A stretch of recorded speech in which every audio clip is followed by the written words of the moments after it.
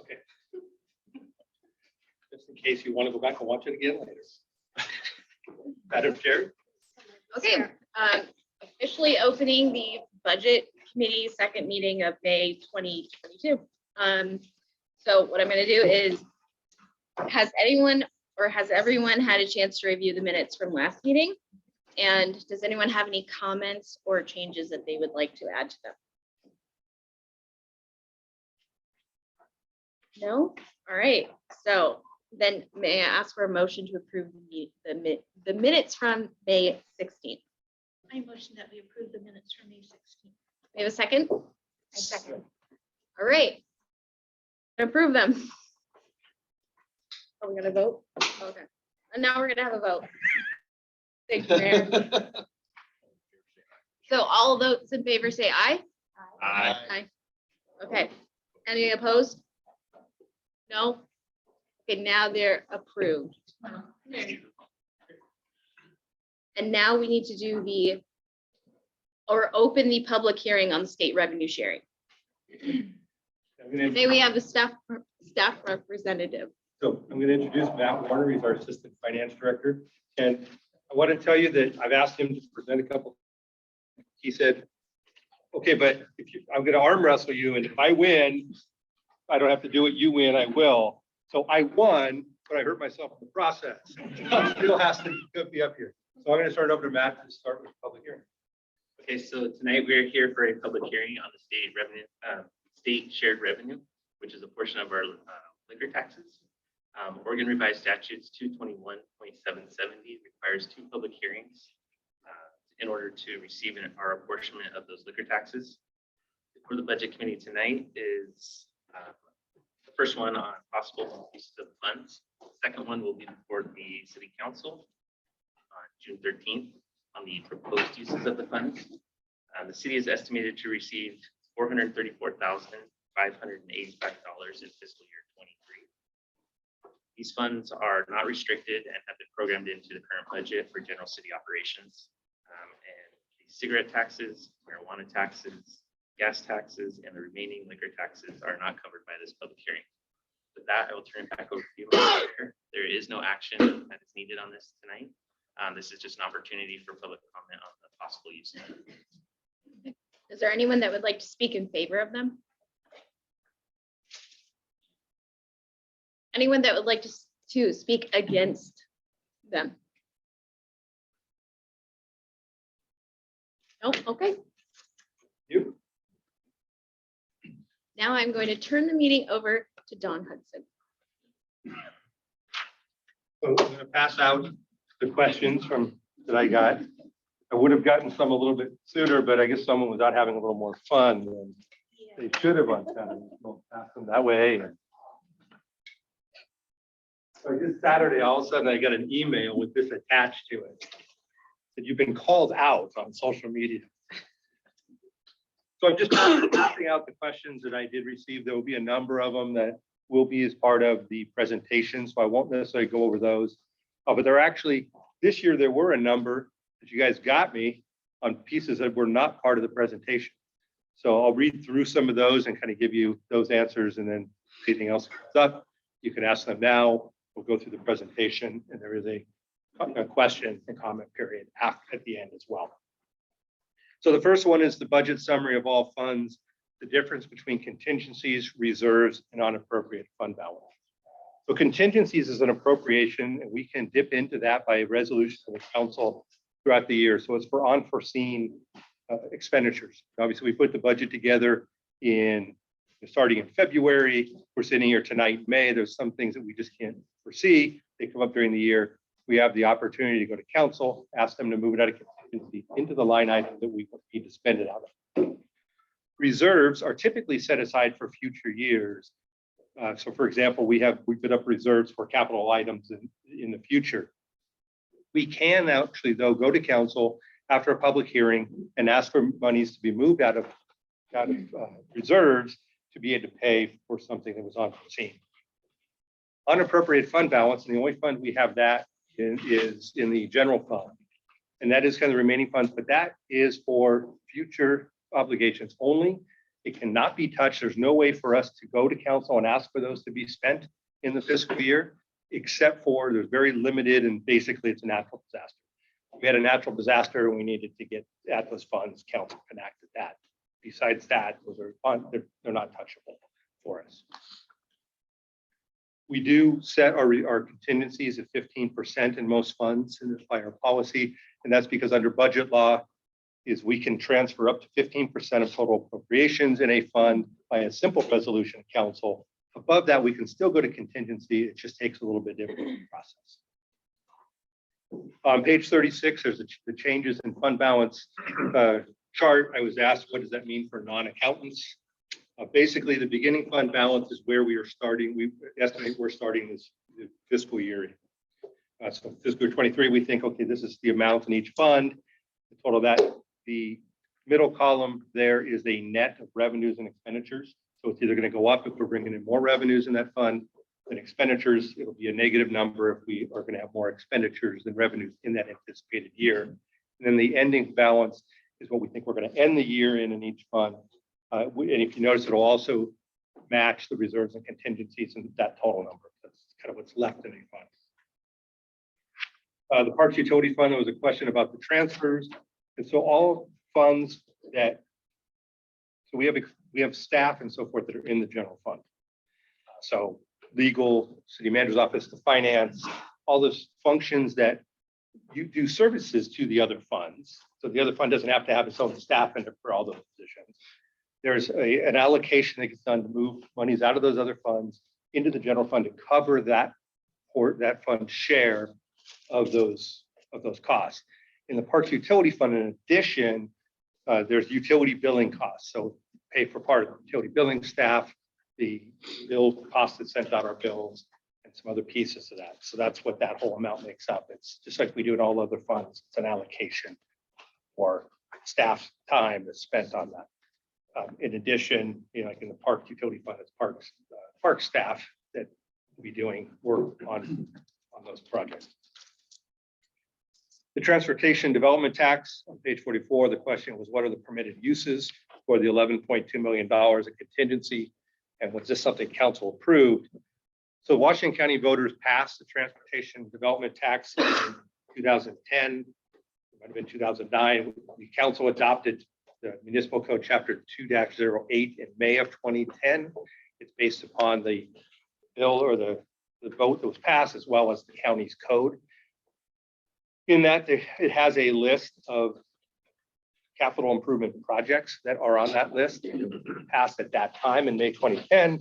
That can be modified at any time by resolution of council, and I believe it probably has been updated in the last 12 years. It is for growth. It's like any of our other SDCs. It can only be used for growth, and it's defined of what types of things that TDT could be used for. And so it's got to be follow all the guidelines that are in the county code as well as on the municipal code. On the next page on general fund revenue, the question was why the increase in TLT was so low. People are traveling again. We are seeing that it's going up, and we are experiencing it. The reason the budget didn't change very much is we had anticipated when we were here a year ago that we would see some return to quote unquote normalcy during last fiscal year. So we had budgeted for some of that return. And of course, that didn't happen. So when we looked at the budget this year, we feel that the budget that we have in place is matching the experience. Charges for services in the building fund revenue has gone down nearly 600,000 over the last 3 years.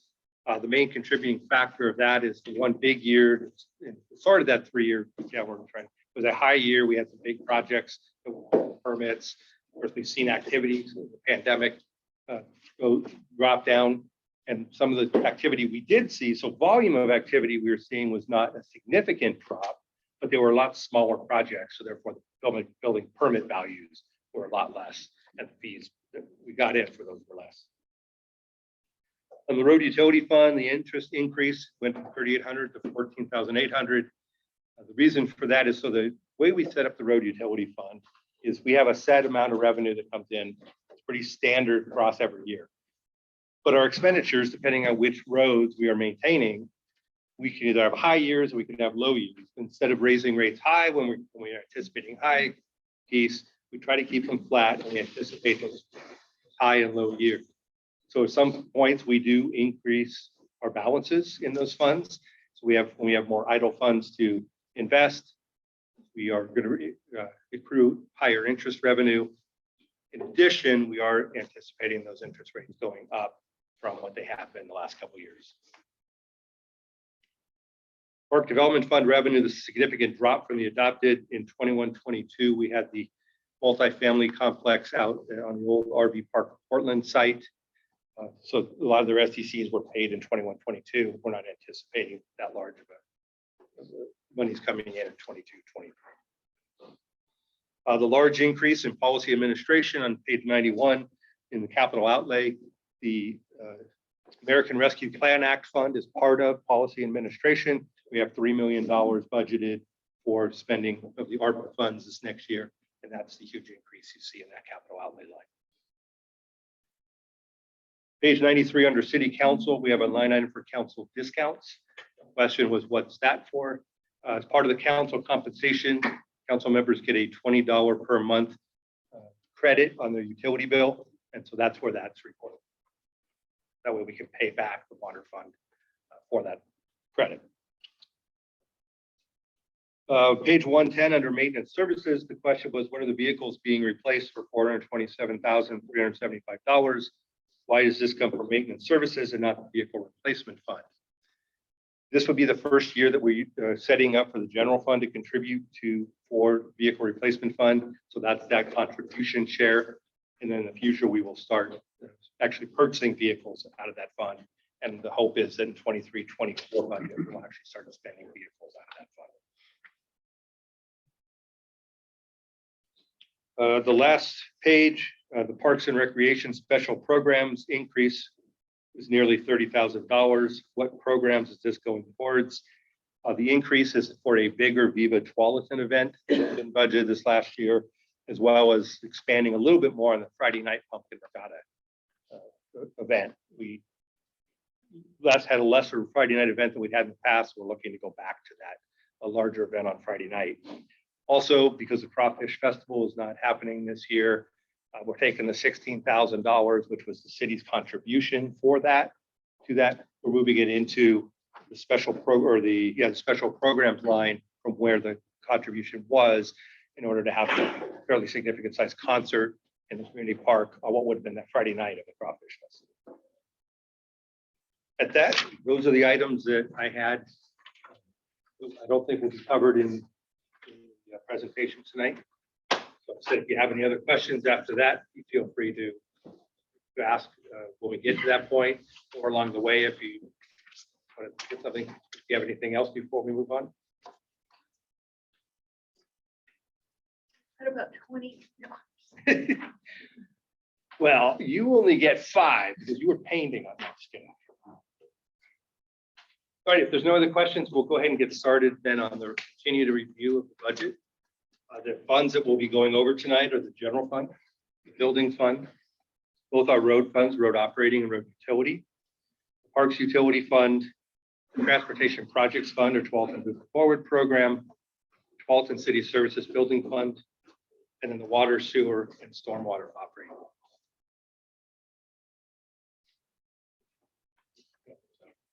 Thank you.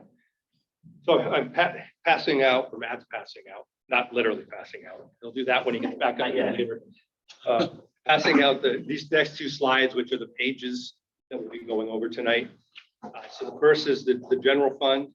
The programs that are in the general fund that we'll be touching on tonight are up here: council, administration, finance, municipal court, legal, information services, maintenance services, the general fund non-departmental fund or division, community development, engineering, the library, parks and recreation, parks maintenance, and the police are all part of the general fund, and will cover any major changes in any of those funds. We'll also cover revenue from the general fund.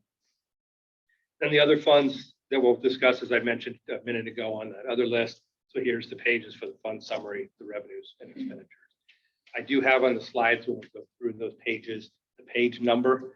I'm going to try to go slow, but if there's a particular fund that you're interested in, I hope by passing this out, that you'll have that kind of where you're at. I'm trying to make it so you're not frantically having to flip through budget documents as we go along. Before we get into each individual, let's talk about some of the common themes that you'll find in many of the budgets. And so I'm not going to talk about those when we get to them. Again, if you have questions as we get to any particular line item, any of these, feel free to ask. Under personal services, there's only one I'll actually touch on later, but this is where, like I mentioned last time, this is where our staff and our people and those expenditures are covered. The increases in there are typically based upon our collective bargaining agreements that are passed with our general unit or AFSCME, with the Tualatin Police Officers Association, the non-rep we have. So there's COLAs that are built into that. There's step increases that are contractual, and then other contractual obligations such as our health insurance, which is going up, but very minimal. So I'm happy to see that our cost in that area, thanks to our statewide pool that we're part of. And then, of course, PERS, and this is the second year of our PERS rate, so we're not seeing that increase in the contribution rate. Some of the line items, expenditures are per replacement schedules. So we have replacement schedules in a lot of places for our personal computers and laptops.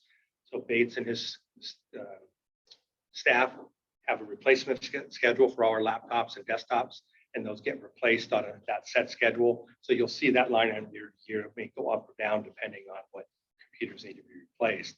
He's also done a really good job of trying to keep that as steady as possible so we don't see major ups and downs in that line item as well. Clay and his staff have a replacement schedule for all our small tools that the public works staff and parks maintenance staff use.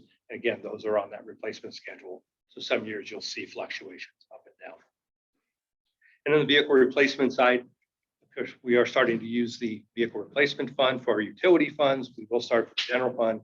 So you'll see in a number of the budgets that there'll be a vehicle replacement expense, and that's the contribution that goes from those funds into the vehicle replacement fund in order for us to then be able to spend and buy vehicles out of that. Software annual maintenance, that is in the information systems budget. Again, that will go up typically when we have a maintenance agreement. There's increases to those maintenance agreements each year. And so you'll see that line item increase. It's R&M computers, correct? Is that correct? So I won't touch on that line. That generally goes up, and it's based upon software, either new software that's we're now on a maintenance agreement, or the individual maintenance agreements we have in place, any increases for that. The transfers into the utility operating funds, besides, so the ones that are going into the fund. So if you look in the, let's say the sewer operating revenue fund, you may see a transfer from sewer development. Projects that we have can be either 100% out of operating funds, 100% growth related and paid for out of using our system development charges, or there's a combination. And so it's part operating funds and a portion of it is what we call SDC eligible. If there's a project that has those two components, we budget 100% of the project in the operating fund, and then we transfer that SDC eligible portion out of the development fund into the operating fund. So when you see the transfers in from the development funds in those operating fund revenues, that's what it's related to. And again, we will touch on each of those individually. And then our utility rate revenues. So you'll see in the revenues for sewer, water, sewer, stormwater, the road utility, the park utility. Those are based upon our rate that go up. So you'll see increases, and I'll talk about the increases that we're proposing, and we'll show to council next month. In a second, sewer and stormwater, there's actually two components to that. The city sets a local rate for each of those, and Clean Water Services sets their regional rate that we just pass on. They tell us what the rate increase on is, and we pass that on. So for the upcoming year, these are the rates are based upon master plan or water, sewer, and stormwater master plans and the recommendation of what rates increases we need to be able to do the projects that are needed down the road. road maintenance, that is indexed, that's our road utility fund, that is indexed to the same as the transportation development tax indexing that the county has. It's a three-pronged index that's built into our ordinance, and so that's indexed. And then the parks utility fee is not projected to increase this year. The water master plan calls for a 4.25% increase, so that's built in on the water side. The sewer and stormwater and clean water services is doing a 4% increase. On the stormwater side, we're also doing a 4% increase proposed in the local share, and the sewer side in the recently completed sewer master plan, there's a 9% increase. And so you can see the dollar impacts to that for a total net increase of the bills proposed to be $4.85. This will go in front of the city council in June for their review and approval. This is how the budget is prepared.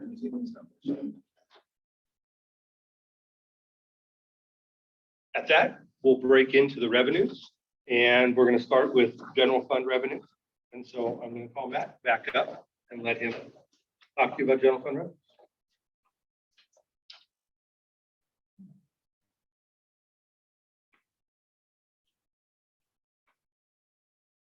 All right.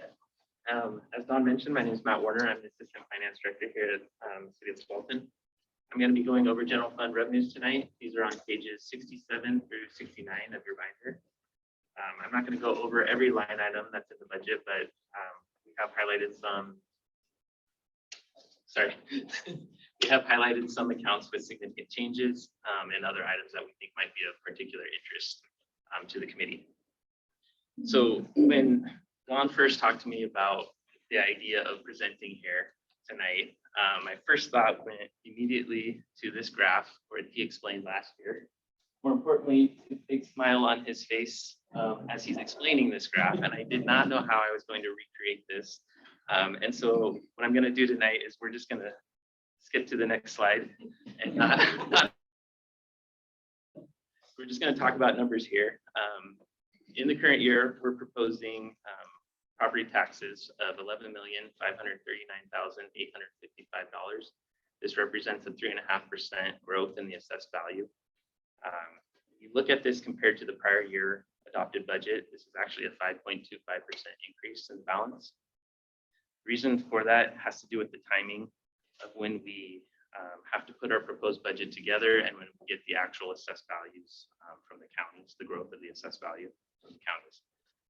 Last year, we budgeted a conservative 3% assessed value growth. This was based on the pandemic and due to concerns with potential larger decline in personal property, as well as larger projects that were put on hold during the pandemic. As you can see, the assessed value that we got from the county came in at 4.74%. So that difference between the 3% that was proposed and the 4.74% that was actual has been factored into the current year budget, and that's what leads to the larger increase of the property tax revenue, 5.25%. Hopefully I made that clear. One graph of it? No. The next item that I wanted to address is on page 67. This is franchise fees. The city receives franchise fee revenue from private companies for their use of the public right of way. The largest item in this account is a franchise fee from Portland General Electric. In the current fiscal year 21-22, we received a significantly larger increase in that amount, 8.65%. We believe it was related to the pandemic, with a larger portion of the population working remotely, thereby increasing their electric bills. And I know I experienced a higher electric bill when I was working remotely. So we don't expect that trend to continue, which is why we only factored in a $50,000 increase in that line item, which is just normal increases from year to year.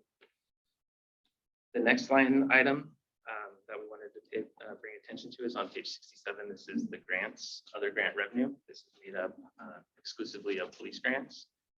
There are four, these are kind of routine grants that we get from year to year, mostly overtime grants. The largest one in this line item is for a speed enforcement grant for $24,000. The other grants that make up this amount is a pedestrian safety grant, a distracted driving grant, and a bulletproof vest program grant. As I said, these are year to year, but the amounts can fluctuate from one year to the next. Those are subsidized by how are those paid for? Like, where's the grant money come from? The like bulletproof vest, I think, is Department of Justice, and And the other one stays. the other one is state grant. Also on page 67 is our grants. These are one-time monies, and so the amounts can fluctuate significantly from one year to the next. In fiscal year 2021, we received 1.4 million from the feds for CARES fund, which is related to the impacts of the pandemic. These were spent primarily on small business assistance grants. In the proposed budget this year, this is made up of 2 grants, both of them for police grants. One is, they're both from the Department of Justice. The first is a 82,000, I believe, grant from the DOJ for body worn cameras. And the second is 230,000 for the mental health response team grant. This grant was budgeted in the current year, but it's not expected that we'll receive that money in fiscal year 22. And so it's being carried over to the budget for 2023. On to page 68, there is our rec user fees. This amount has remained consistent from the prior year, so it's not a significant change that we wanted to point out, but we found this to be of particular interest because it kind of represents the second year of a normal year of what is normal for rec user fees. In the current year, I understand that when the recreation site opened up for the summer programming, all of the spots sold out within 10 or 15 minutes. And so we wanted to highlight this just because it shows the great work that the Parks Department does, but also how the community really looks forward to these events and programs. And so the amount that was budgeted, the reason why it doesn't change is because we factored that into the prior year budget and put that together in a more normal year, not impacted by COVID. On page 68 is the library fines. That is dropping to 6,000 in the proposed budget. That's because in January of 2021, the library discontinued overdue fines and for late fees. So they also wiped out any outstanding overdue fees that you had on your account at that time. So they're no longer charging late fees on overdue materials.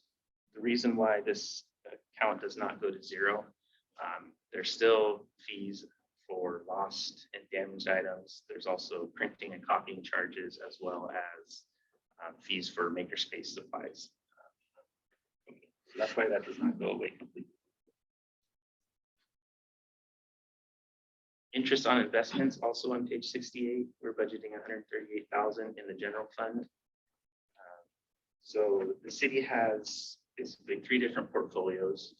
The first one is the local government investment pool. This is also known as LGIP. This is where the majority of the city's idle funds are kept. The second 2 are managed by an outside investment advisor. First one is the bond proceeds portfolio. This is where our transportation bond proceeds are held. And the second is the core fund, which is where the remainder of the city's idle funds are held. So back in January, when we started our budget kickoff meeting for this budget, we directed staff to budget an interest rate of 0.5%. As you can see, at that time, the LGIP was earning just under that at 0.45%, and our core fund was earning just under 1%, 0.954. All 3 of these portfolios were trending downward. And so fast forward about 4 months to where we are today, and see a pretty different story from January. The LGIP is now at 0.9%, double what it was in January, and our core fund is just over 1%. In the core fund, as some of those investments mature and they're reinvested with new security or new securities, new investments, that that rate of return will bump up as well. So this is why we felt comfortable bumping up our interest earnings projection to 1%. That's what's been programmed into the budget, not only for the general fund, but that's a common thing you'll see throughout the budget document in front of you. That has been factored into all the other funds as well.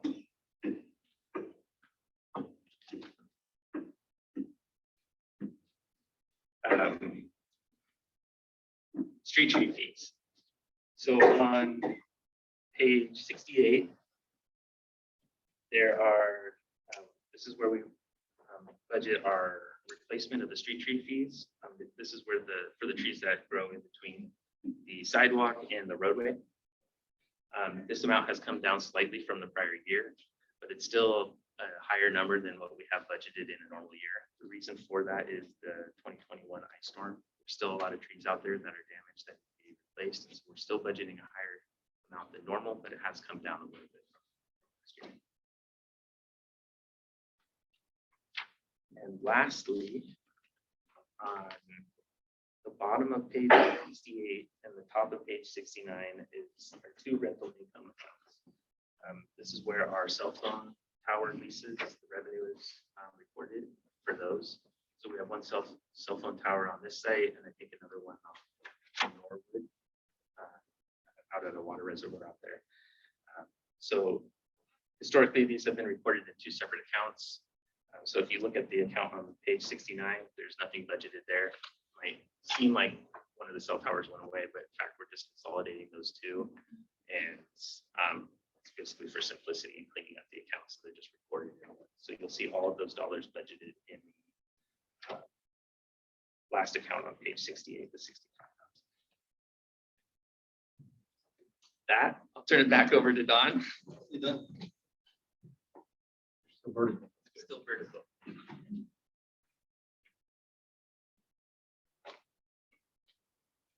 All right, so to continue on in revenues.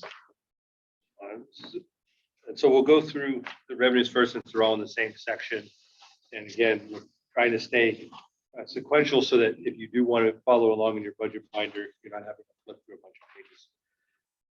So in the building fund, the interest on investments, I will point this out a little bit because this was a significant decrease. And there's two components to this. One is in fiscal year 21-22, we actually budgeted a little high than what was likely to come in. And so we probably could have looked at that and dropped that down at budget time last year.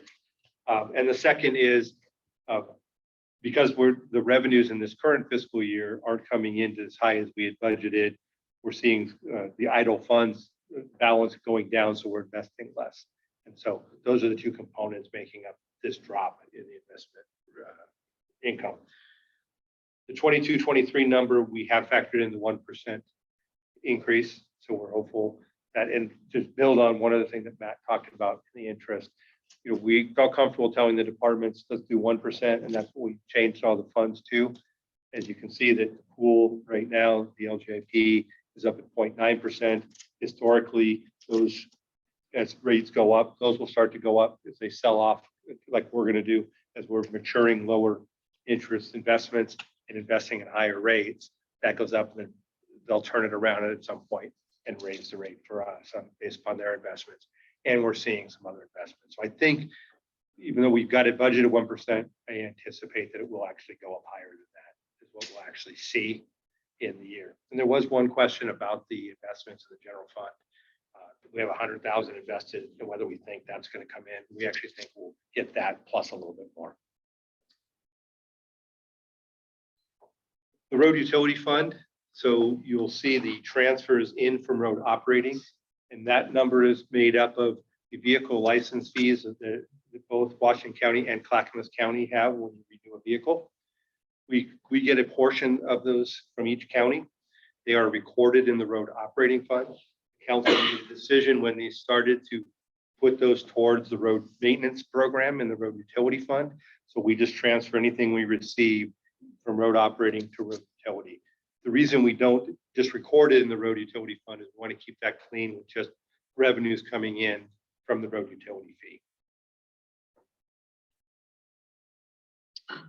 On the road operating fund, on the grants, other grant revenue, you'll see that had a fairly sized revenue this current fiscal year and goes down to zero. And that was a grant from Metro for the design of the Herman Road project down just east of here. And so we received that grant this year, and we don't have a grant going forward on that. In the Parks Utility Fund, this fee was effective July 1st, 2021. So you see the beginning balance is pretty high in 22-23. That's because we received the money throughout the year and we spent some on the Browns Ferry Boardwalk project, but that was really the only expenditure we had. So there's minimal amount that's being spent. The rest is being carried over. And then you'll see the revenue numbers in there. It's a slight change. Those were updated based upon some actuals when we started getting them in. The good news is, and we haven't updated the fund, is there's a multifamily complex that had not been getting charged that. They've since paid that up, and that'll be added to it. I believe it's another about $10,000 per year that'll be added to the Parks Utility Fund. Transportation Projects Fund, you'll see a significant drop in the beginning fund balance. That's basically we're spending the money. All those road projects that you see being done out there we're spending that money, we're doing projects, and so that'll continue to be dwindled down because this is just the bond proceeds that we had there. The interest on investments, that's also going down because then as we're spending, we have less money to be investing, and so we'll see less revenue. The Tualatin City Services Building Fund, we thought we were going to, with some of the projects we had, there were going to be higher expenditures that were going to happen in 2021. And so we had budgeted a smaller beginning fund balance. We had great work with Clay and his staff again on managing these projects. And so a lot of the projects that we were funding out of there came in at or below budget of what we were anticipating. So we actually have a higher beginning fund balance going into next year. And when we get to the expenditure side of this, I'll talk about how we're proposing to spend the rest of that money. In the sewer operating fund, there's two components here. We've created the account this year, reimbursements from Clean Water Services. A number of our projects that are being paid for out of sewer operating are now being paid for by Clean Water Services, either at 100%, or we have one that's 99% funded by Clean Water. Why they're not going to fund the other 101%, I don't know, but that's all right. We'll take the 99.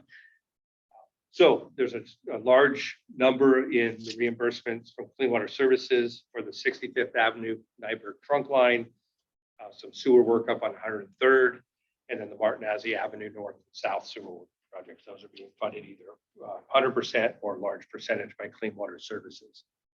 The other part here, other miscellaneous income in the current fiscal year, that was some reimbursements from Clean Water Services for other projects. We determined that now that's going to be an ongoing thing. We created its own account. So those are the same that you'll just see going up one line to another. That's all I have on revenues. Is there anything that caught your eye? Anything else? So not your last opportunity. Time to ask questions again later. So let's move on to the expenditure section. So our expenditures are, as you already noticed when you review the budget, they're into groupings. So we've had to take like budgets into one area so we can say, what do we spend on policy and administration? What do we spend in community development? And so all the different programs are grouped that way, and that way we have totals in each of those areas. So you can see everything that's underneath policy admin and so forth. Starting on page 93, we'll start with the city council budget. The changes that are in here are related to the new council that will be seated in January. We have some people up for re-election, other changes we know will happen. And so the insurance, the part of the council compensation is the council gets single party coverage insurance. So that's factored in. We had one change in the insurance that's factored into that. Part of also is there's a stipend for council's technology, and that's based upon someone new coming on council, or if someone's reelected, they get that stipend at the beginning of their new term. So that's factored in that line. And then we have some office supplies. You know, there'll be some new expenditures related in the office supplies to get the new council members things that they may need going forward. And so that's why the $750 is in the office supply line. All the rest of the office supplies for the building, the city offices building, everybody in there, it's in the admin budget. We have this one just set aside because it's particular for 1 year related to new council. There is some shift in the city council budget. We had community engagement. We had a number of items that were in there. We also had a number of items, community engagement wise, that was spread across a few different budgets. For example, our website hosting and some of the other social media type things were related, were in the information services budget. Others were in somewhere in the admin budget, somewhere non-departmental. Megan asked, and this year we said, okay, we created a community engagement account in the non-departmental budget. And so we're consolidating a number of things in there. And so that's why you'll see the shift in the non-departmental budget, nothing, and then you have a big number, and then the dwindling down in the city council budget. Some of the pieces, there's 3 pieces that are still being funded in that community engagement category or line in the city council budget. That's the money that we spend on community involvement organizations. The equity committee and affinity groups, there's a budget for engagement related to those groups, as well as just some other miscellaneous community engagement that it may be related to the council and things that they've asked us to do. Everything else has been moved into from other budgets into the community engagement, but non-departmental. In the finance, you see a significant drop. We bought new chairs this year. No, this is not my office. I want people to think that we bought these real fancy chairs. We didn't. We bought some just regular office chairs. The one part about them is they know that I'm a little short because they only go so high. And so my legs, I can't kick my legs at all, but I eat my knees. But we bought chairs for some staff, and so we don't have much replacement in the upcoming year. There's also a change in our audit. It's not that our audit fees are going down. What it is there is a Government Accounting Standards Board pronouncement that we have to comply with. Matt loves, it's called GASB. Matt lives for GASB. I can spell GASB. Beyond that, I let him handle all those pronouncements because they go crazy with things. There's one pronouncement that we have to have an actuarial evaluation done every 2 years in order to have the information we need in our audit. And so it's going down because this will be the year we won't have to do it. And then it'll go up again next year for that. GASB 75, correct? Woo, I got it right. And then in municipal court, you'll see an increase in the printing and postage line. That's because especially during the pandemic and the way we run our court, we're having a lot more mailing communication with defendants. We're letting them know different ways to pay, and they can do by phone. We're still doing phone and in person. We're still doing a hybrid model for municipal court. So there's a lot more communication by mail that court staff is having to do. So that's why you've seen the increase in that line item. On the legal side, Sobel and Cott are highlight, hired a new legal department. Someone did ask, so what does that mean? Well, Alyssa, we brought her over from the municipal court to join into the legal assistant. Those of you that knew Sean Brady left to go to work for the Department of Justice at state. And so we're hopeful to have a new attorney on board by the end of the fiscal year. We're still in the recruitment for that. And so that's the new legal department was having 2 new people, complete new people in there. Do you have a question? That was my question. It's like, why does it say department instead of employees? Because she created it. Because it was just more fun to, it was more fun to call it hire new legal department. But we asked. That's the entire department is 2 Yeah. people, and they were all. I see. We did ask Alyssa to do the highlights and goals, and she came up with this, and I thought it was perfect and funny. So we did include it. So great job of literally she had been in the position not very long when Sean left. So but she's done a great job in that position, keeping our legal department afloat. We also have discovered a big need in contracts. We have a number of contracts, and when Sean was here, that was taking up a large portion of his time, just reviewing contracts. And it was taking away some of the other time that he needed to be able to potentially utilize his time elsewhere. Also on the procurement side, doing request for proposals and having bids on large projects. There's a process that is involved in that, pretty lengthy process that staff and all the departments have to go through.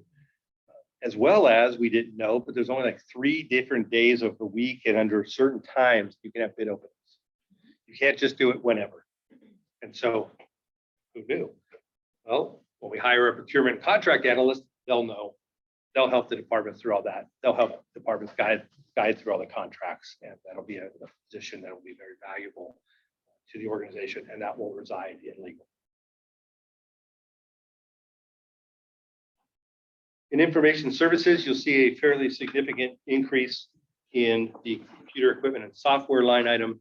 This is actually made up of 3 components mostly. The first is doing an offsite backup system, doing the Microsoft Azure. And that will save us costs in the future and will be better protected. Was that right, Matt? Or, I think you should roll your eyes. And we all Thanks. understood. whoever you are. I said that I went, uh-oh, do I have to be able to explain it? 2 other pieces in that is our Microsoft licensing for our servers. It's time to get those upgraded and updated. They're old and they're starting to get outdated. So all our server licenses will be updated in this fiscal year.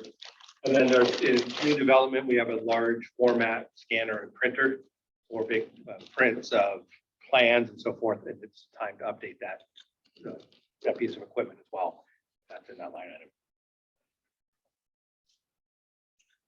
Under maintenance services and safety risk management program, you'll see a decline there. It's not because we are not doing as much work in that area.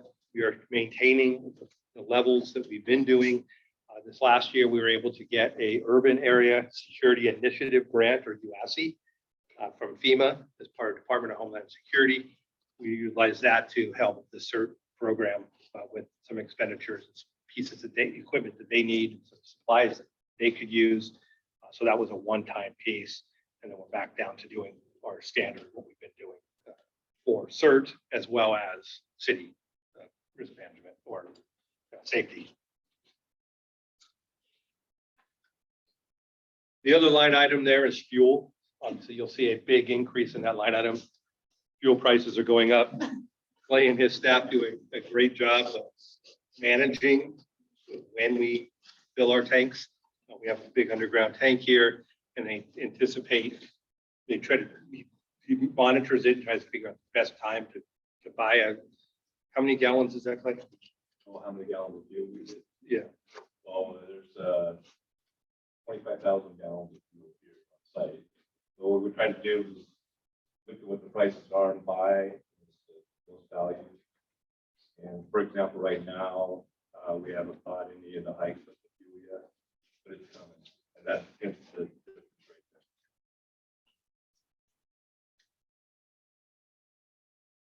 there. In the capital outlay area under maintenance services, the big piece this year was the Juanita Whole Center roof replacement.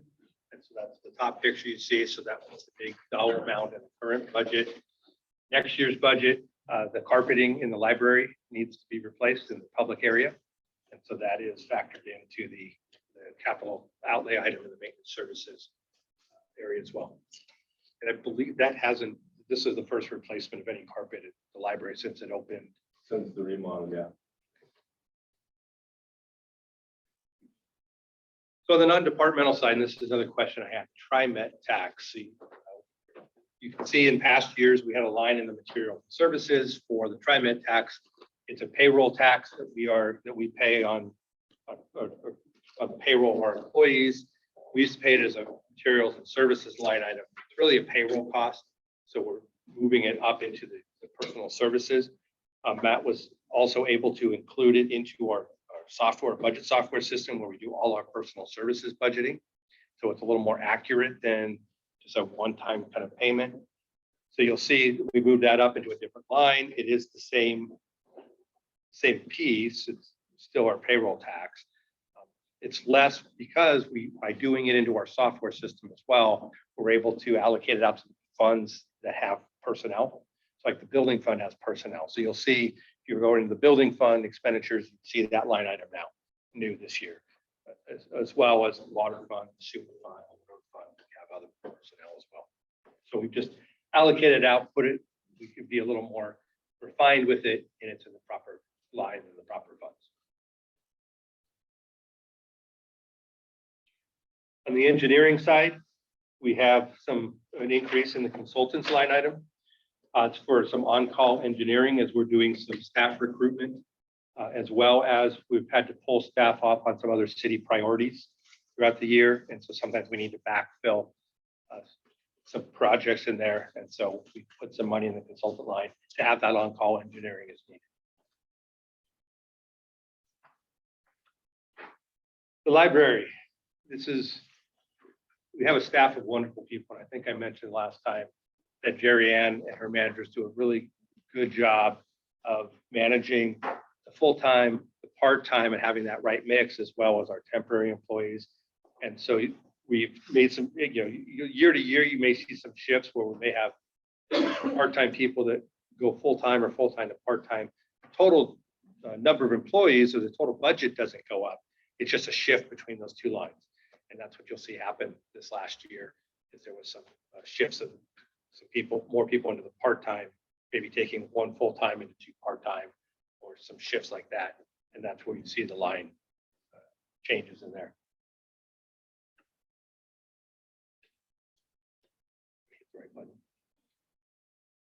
Parks and Recreation and the fund projects. We have two projects that are being carried over. And I mentioned these in the budget message presentation the other day, a couple weeks ago. The Stone Ridge Park renovation, the design for that, as well as the design for the Veterans Memorial. Those are the two items that make up the $312,000. The top picture there is the trail extension under 99W into the River Ridge complex across 99. Don't see that budgeted right now, but one of the amendments I will have for you tonight is adding that budget back in. That project's not complete, it was not originally put into the budget, carried over inadvertently. And so you'll have a proposal for an amendment tonight if we get to the part of approving the budget tonight. That'll be an amendment you'll see, but that will be in this budget as well. The Parks Utility Fund, the capital outlay, these are all the projects that are budgeted in that make up that amount. Continuing the work on the boardwalk renovation. So turning the high school field lights into LED, which will have some savings for us in the long run. Some work out on Keokuk's Bridge, the Little Woodrose, some safety improvements out there. Renovation of some of our parks restrooms. There's a lot of work started some of that and continuing. Some school field renovations. We're looking into that. Upgrading the signs in our system, our park system. The barbecue out at Tualatin Community Park, renovating that. I think they had to do a little bit of emergency work not that long ago, but that'll be a renovation that'll be happening this next year. Some of the out of the Tualatin Commons Park, the equipment replacement out there, or the Commons itself, and then some stair renovation out of Victoria Woods. So a number of projects that are programmed into the Parks Utility Fund to start spending that money on some of those projects that need to be that were high on our list of priorities. Quick question on the stadium lights. Mhm. When we do those LED conversions, do we get any rebate from Energy Trust of Oregon, or is that past its time? How does that work? I'm going to look at both Clay and Ross to see if that's been looked at for that project. It's a good question. Something we need to check in with the school district on, because it is school district owned facility. That may be something they've discussed. We haven't got to that point yet. But in a lot of our other projects, there has been that, so it is looked at. Can I ask a question? Yep. Just for the signs, I'm just curious if it's information signs that are around, or are they going to be updated too? Yeah, information signs, interest signs, signage throughout the park, creating some uniformity and creating some bilingual signage. There's a pretty broad scope here. So this project in the next budget cycle would be to take a good sized bite out of that body of work. And people to talk about the gap between the like prehistoric area and then the settlers too, and improving the native heritage, indigenous peoples. That's part of it. That is definitely on the list. Okay. Yeah, we Thank won't be able to get to everything with No. this one cycle. Thank you. In the police department, you'll see kind of a shift here between contract services and consultant. This is related to the mental health response team. Because we have that grant, we're changing the intergovernmental agreement with the county. Instead of the county billing each different agency under that grant, they'll bill the city of Tualatin. We'll pay the county for all three cities share. And then the two cities, Sherwood and Tigard, will bill us for their portion of it, and then we'll reimburse them. So the payments to the two cities are under the consultants line. Before it was under contract services. And so there's just a shift of that, but it's all related to the MHRT, how we'll handle that grant in the upcoming year. But again, it's all funded under the grant for all three cities. I have one more question. Is that because we're the best leaders in that? Well, Just that is- We would say that, but she's retiring, and so we don't want her to think that. Well, yes, and Jennifer Massey from the police department did an outstanding job of getting that grant. And so she's the one that went out. It's the significant chunk, and it's helping all three cities and some overtime for training as well as part of that grant. such a nice job. Thank you. In the water operating fund, I don't know what I was going to call it. The water operating fund, that line item there is the purchases. I was looking at that, it says water purchases for Tualatin. I don't remember if it's in this budget document. There's a water purchases for Sherwood line, which we haven't used in a while. We used to wheel water over to Sherwood. And so we would buy water for them and sell it to them through our pipes. We haven't done that in a number of years. And so we still had that line item. That's why it still says for Tualatin. It is our water purchases from the city of Portland. And that's just built in the rate increases that the Portland Water Bureau just passed. I just got an email this morning that it's officially been adopted.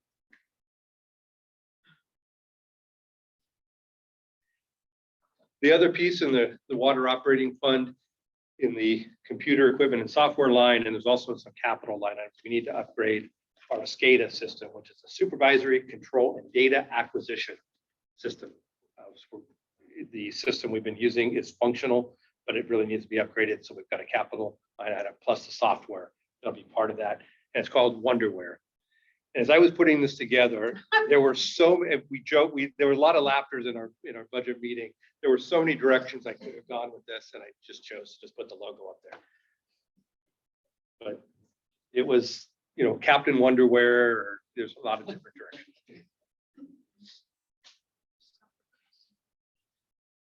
You'll see in both the water and the sewer fund significant increases in our merchant discount fees.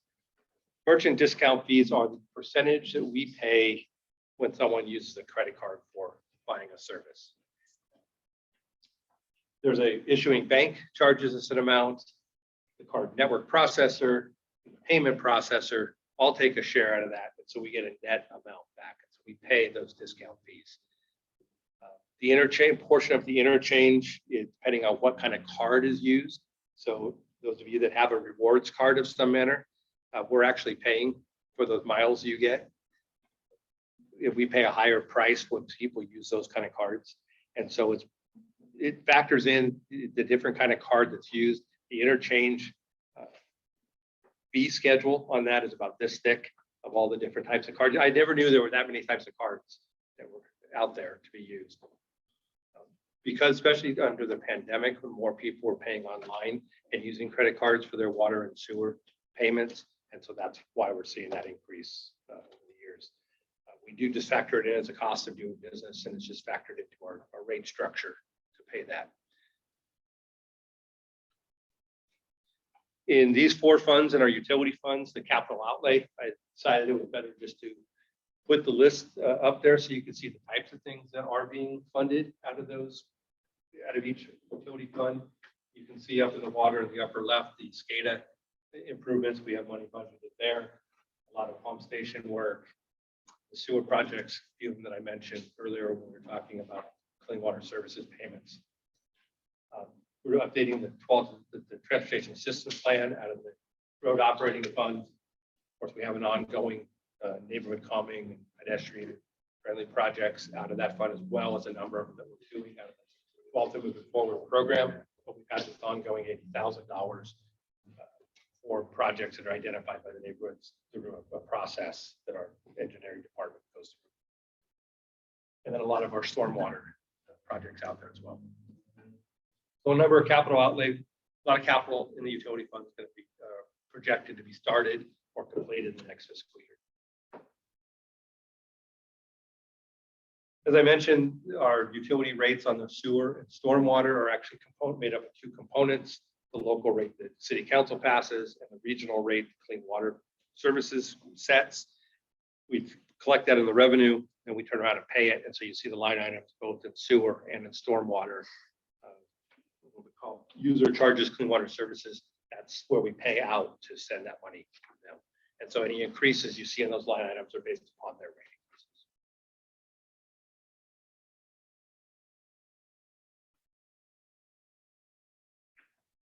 In the stormwater operating fund, you'll see a $50,000 increase in contracted repair and maintenance for our water quality facilities. Hayden Osland, who's our engineer that does the inspections on the stormwater facilities, has looked and inspected all of them and realized that we have some maintenance that we need to do on those. So both on the infrastructure as well as the vegetation that is part of a stormwater treatment facility. We're doing a number of facilities that need sediment removal. 32 facilities that have inlets or outlets that need to be cleaned or uncovered. So some of the infrastructure. Some facilities that need the ditch inlets to be cleaned. And then 9 facilities that need structures to be replaced.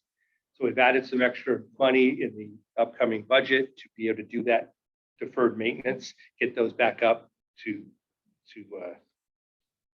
where they should be. We're using this as a pilot program to see how many we can do, how well that works, and then see if there's others that we need to do. The anticipation of this is we'll have the one-time significant increase. And then once these are maintained back to their levels, we'll be able to kind of get into a smoothed out amount of annual maintenance that will get us so we don't have to do that big catch up anymore. So it's a pilot program that amount, but we think that in the long run, we'll be able to smooth out and do an ongoing maintenance. And if you want the full explanation of that diagram there, Heidi Springer's over here. She'd be more than happy to talk to you afterwards and talk all you want about stormwater. All I know is the number of things that I wrote down of what they're going to do. Pavement maintenance program. Bert's nodding his head and smiling back there. Bert does a great job every year of maintaining our roads as part of our road utility fund and our pavement maintenance program. So these are the areas that are planned to be constructed or done this year. You see there's a number of different types of things between crack sealing, patch repairs, overlays, seal coat, and slurry sealing. And there's not a quiz this year about the type of seals. But you can see that the slurry seal is mostly down in the south end of town, and then different parts of the city that are part of the pavement maintenance program this year. Bert, that will be starting here soon, is that correct? Yes, the slurry seal will start now in July, it's scheduled for about August sometime, and the overlay on 124th, it should be scheduled right around July 11th. This is available on the city's website yet? That's where I took that map. Okay, because I know people have been asking me about it. Okay. So I know where I'm direct them now. Everything I believe is all up to date. I know the map that I got from the website. Is there more details? We got the same feedback, and so we've moved that page because it was embedded, kind of hard to get to. So we moved it to the public works landing page on the website. And then when the slurry seal starts happening and we send those notices out, we'll probably perform a banner so it catches people. That's has been. Thank you. Posted in social media as well. Okay, I want a quick question. Mhm. Who is responsible for the road project that's been going on at Martinazzi neighboring? Who is that road going to be repaved or covered up? Okay. Absolutely. I apologize for how long it's taken. We've been fighting weather a little bit. A lot of us understand that, especially with COVID and everything that's been going on with COVID too, but I just keep driving over like, once it's getting fixed. And the neighborhood has been incredibly patient, and I look forward to rewarding your patience in 2 weeks. We did put some stuff out on social media about it, but of course, not everybody looks at, catches that, but, I got it too. And considering it like a temp patch.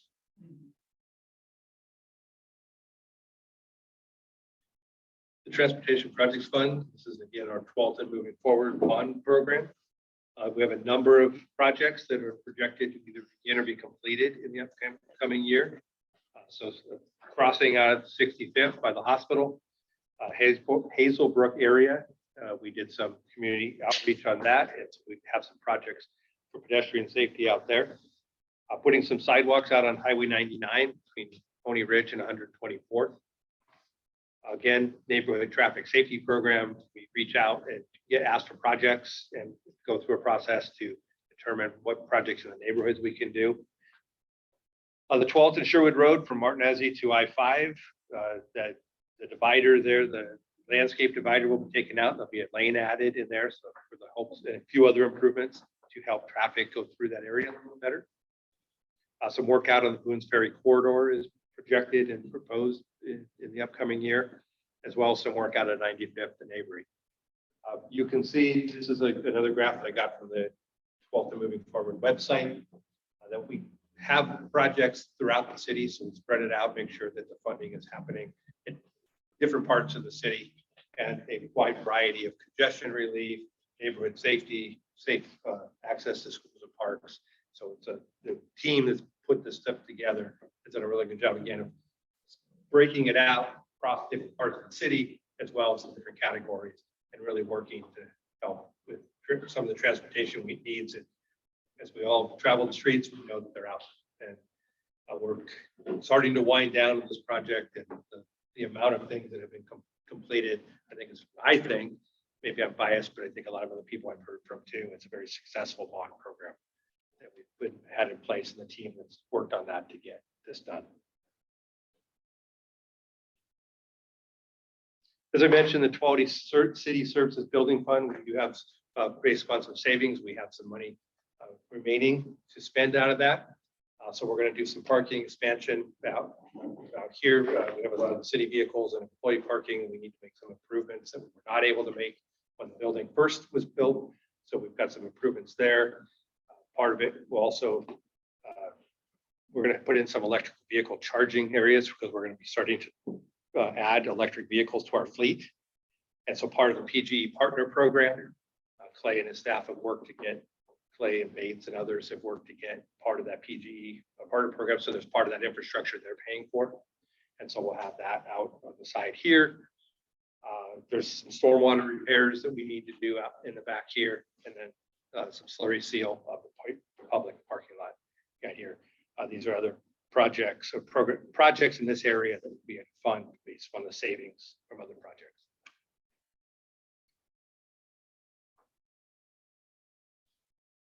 And that's all I have as far as the pieces that I've identified. Be more than happy to answer any other questions that we went through this or did it come to your mind? Councilor Brooks. And this is just a really general question. I am curious, especially I was thinking about the things for the charging. But I'm curious with our investing, if we have done any divesting in more dirty investments, there's a big movement and conversation around investments in green and climately mindful investment. And from what I understand from a friend of mine who happens to also be income, they're winning investments at this point too. See if Matt can help me. I have not had, I don't recall any specifics, investments that we have that fall there. I know our investment advisor, it's something they look at, and then we've got our policy of types of things we can invest in. But I don't know off the top of my head whether we have anything or what their exact guidance is on that. I can look into it and get back to you. Is there anything that, You're pretty Remember that. limited, right, on what you can invest in. though, right? pardon me? You have a pretty specific parameter. investment. Yeah, with public funds, we're limited in many ways by state statute of what we can and can't invest in. And so our policy had to be approved by the state treasurer's office. And so, yes, we are fairly limited on the types of things we can invest in and the risks we can take. But yeah, I don't know if that. I guess back to Councilor Brooks' question, like, you can still look to be more green even though in those investments, even though they're in those limited, probably more bonds than stocks. Right. So I'll check with our financial advisor or investment advisor and see what things fall into those categories and when they look at things, how much they look at that. So I'll send something out. I forgot my pen. Any other questions?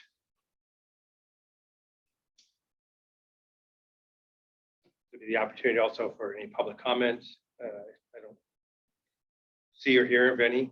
Nothing on Zoom. What price would you put on revenge? Pardon me? What price would you put on revenge?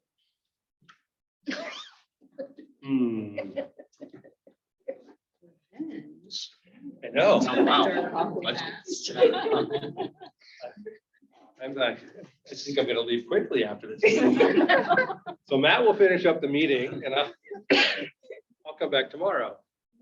I have a quick comment. Oh, One thing, I've done this for a number of years now, and one thing I really enjoy about this is the level of transparency the city provides and where the funds are being used. So I enjoyed the exercise and I really don't have that many questions because all of you do a really nice job. So I appreciate that. Thanks, Sean. And the other thing I'll throw out to the group as well, so the number of you have been in here for a number of years, the presentations are fairly the same, style is fairly the same. If you have suggestions for changing it or doing something different, I'm always open to hearing what might meet your needs differently. And Matt, that's a good suggestion. Have Matt do the presentation and Don doesn't even have to show up. Any other? it'd be interesting, when you first start the presentation, have a little discussion about, when you talk to the different departments and what, just like generally what they're seeing, some any changes. So I will bring up my comment that I shared with you that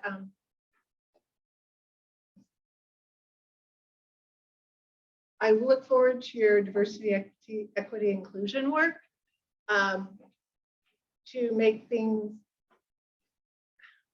So I sent a comment about fees for park programs. So at the school district, we eliminated all fees. And there's 700 kids in Tualatin below the poverty level that, probably weren't there at the first to sign up for the park programs. And so I just hope that looking forward, that we look to how we can open up those programs and dedicate some of the property taxes everyone to make sure that there's equitable access for that.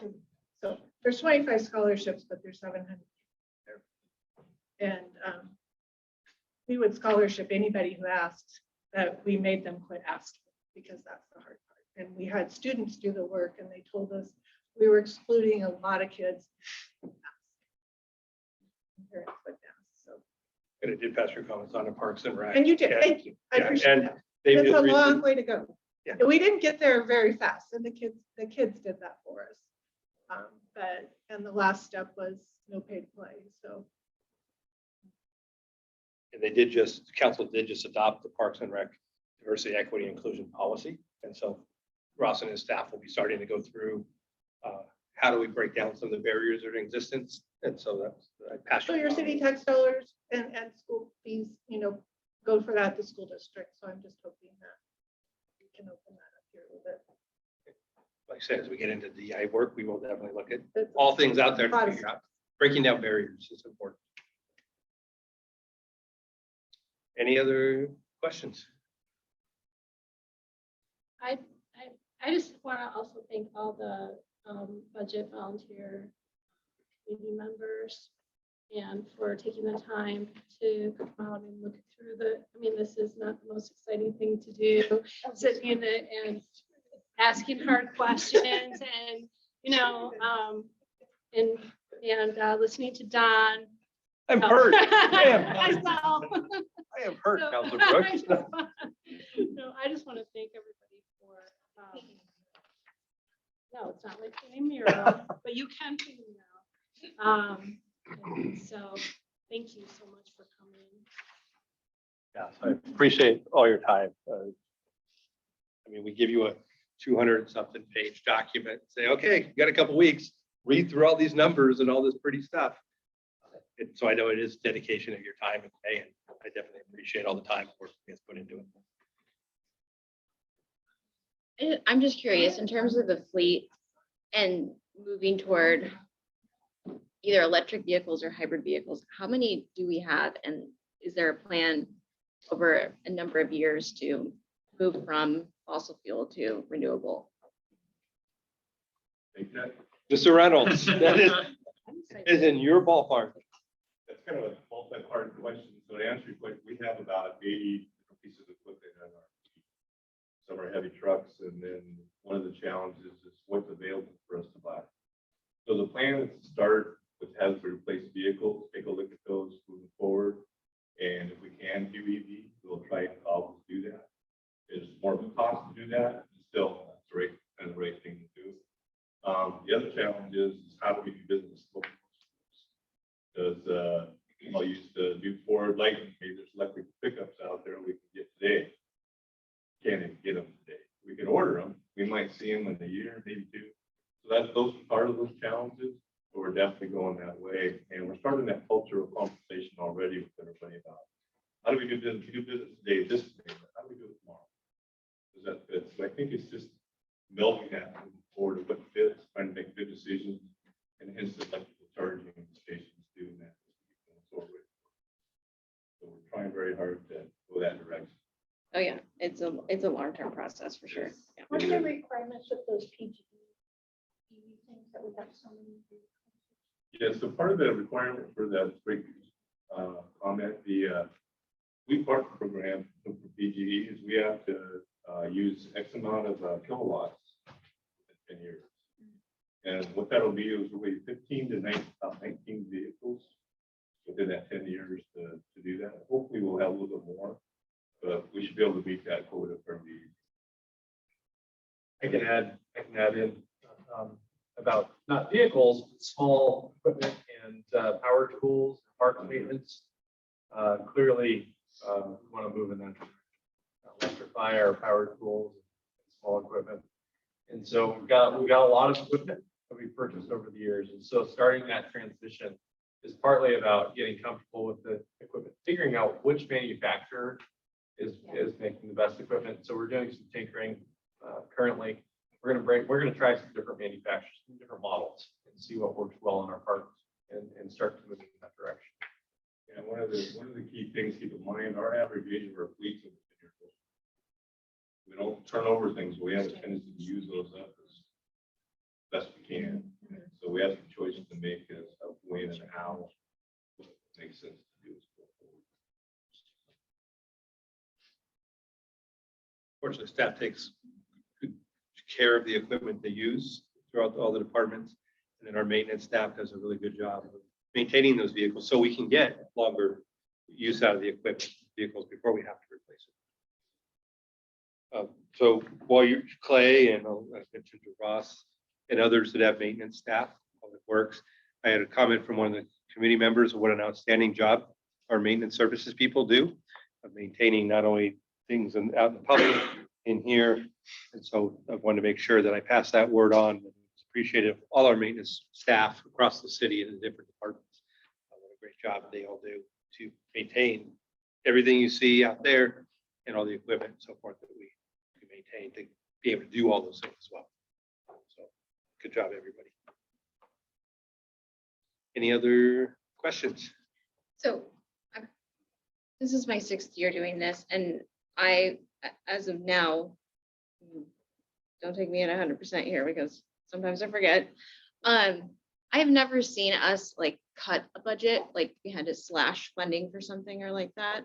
Has there, in your experience, ever been a time where you had to do that? And what does it look like? Because we have the line items here, or at least we get an idea of what is in each fund and what we're paying for. When they're, you know, if we had to slash something or cut something somewhere, what would we go to first? Would it be like consultants, or what would the process be there? Well, my 14 plus years here, we've never had to cut like across the board or make any cuts. And we don't have any anticipated in the next couple of years. To say what the process would be, I don't know, because we haven't been faced with that. We do ask the departments every year to look at their budgets and it's not start new. It's not start where you had been in the year. It's look at the services you're providing and what is it going to cost you to maintain those services at those service levels. And so some of the line items you've seen over the years, you've seen reductions in line items. Some budgets just get reduced because they fit different ways of doing something. Others, it gets shifted to something else. So would I target one particular area? I can't imagine that that's something I would do if I were faced with that. And Cheryl and I would have those conversations with the departments. But our departments have done such a great job of keeping us in that positive alignment that I don't think you couldn't hold me because I don't know what it'd be, but I can't imagine it'd be just a across the board cut because you've got different priorities. And so if you're just saying one thing is, 10% of cut of the police department is a lot different than a 10% cut somewhere else. Yeah. So you got to look at your services and what services you're providing and what's cost to do this. And that's what we look at. So hopefully I'll never have to do that in my career. We're looking the next few years, at least I don't anticipate seeing that. Can I say something too? I also just want to appreciate our leadership, our Cheryl and all of our department heads, because, just hear what I've learned too. Our department heads have done so well in making our expenditures more efficient and modernizing our management systems to make our departments run smoothly and also just be forward thinking in so many policy ways that we're doing business here. So not only keeping customer service up, but stepping into the future as well as, a more technical management approach that is more efficient and effective in general for our city. So, and that's just every single department head is amazing. And Sherilyn does such a great job hiring. So I just want to say that. My plan is the rest of my career never will happen. I've got good people around me that I think will help me get to that goal. Any other comments or questions? As usual, if we're ready to start contemplating approval of the budget, I will propose some amendments this evening. I passed out the sheet in front of you and up here on the screen. There's 2 vehicles that we anticipated were going to be purchased and brought in and actually received this year. As Clay mentioned, getting some of these to the supply chain has been a little difficult. So we have a hook truck in the utility funds and maintenance funds, as well as a pickup for the community service officer and the police department. So we need to carry both those over. In the hook truck, we did not initially have it budgeted out of the vehicle replacement fund in this year. But looking at it, I'm comfortable we can actually make that purchase out of that fund next year. So the change I'm asking to be made is to take it out of the reserve and move it into the equipment line item to actually make that purchase out of that fund when the vehicle comes in next year. And then the police department will just need to increase the police budget by 36,000 for that vehicle. In the library, they got a grant from the state library using American Rescue Plan Act money, and they're not able to fully spend that in this fiscal year. So Jerry Ann is asking to carry $5,000 over in the next year's budget to finish up that work. I mentioned the trail across underneath Highway 99W. It's funded by a state grant as well as some county MISTIP monies. And so we're putting that back into the budget, those revenue line items, as well as then the expenditure into the Parks and Rec budget. In the Parks Utility Fund, we had $100,000 budgeted this year for the Brownsbury Bridge Boardwalk project. It has not gone as far along as we had hoped in this fiscal year. So Parks and Rec staff is asking that we carry over $50,000 into next year's budget for that. And then lastly, the project costs, if you can imagine in this environment, they've come in a little bit higher. So we need to up the budget primarily for the 65th and Nyberg trunk line, the sewer side into next year. So we're carrying over $300,000 or adding $300,000 in next year's budget for that project. Those are the amendments I'm proposing, Madam Chair. You need to approve the amendments. If we're ready to do a motion, I've added the words as amended in the motion for the budget, and that will cover the amendments that are on the table. Okay, so I need, based on your sheet here, it says I need to. Is there a motion to approve the budget? I move to approve the fiscal year 2022-2023 City of Tualatin budget as amended. The property taxes it contains at the rate of 2.2665 per $1,000 of assessed value for operating purposes, and the amount of $3,160,895 for payment of general obligation bond principal and interest. Second. All in favor? Aye. Aye. All not in favor? Yay. But I can't let you go yet. Because we have another budget. that needs to be approved. This is easier though. I'll make a motion. I move to, do we have to do anything to be on the commission, or we're just budget committee? Okay, good. I move to approve the fiscal year 2022-2023 Tualatin Development Commission budget. Second. All in favor? Aye. Opposed? Counselor Grimes. Oh, it's in there. Of course, I can't end without thanking you all. And we can't do without a meme.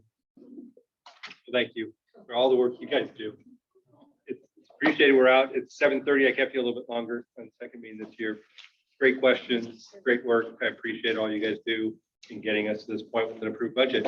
It will go to the council for adoption, the second meeting in June. This is June 27th, I believe it is. So that'll be the night for budget adoption. Okay. Enjoy the rest of your evening, or your summer. And if you have any other questions, you know how to find us.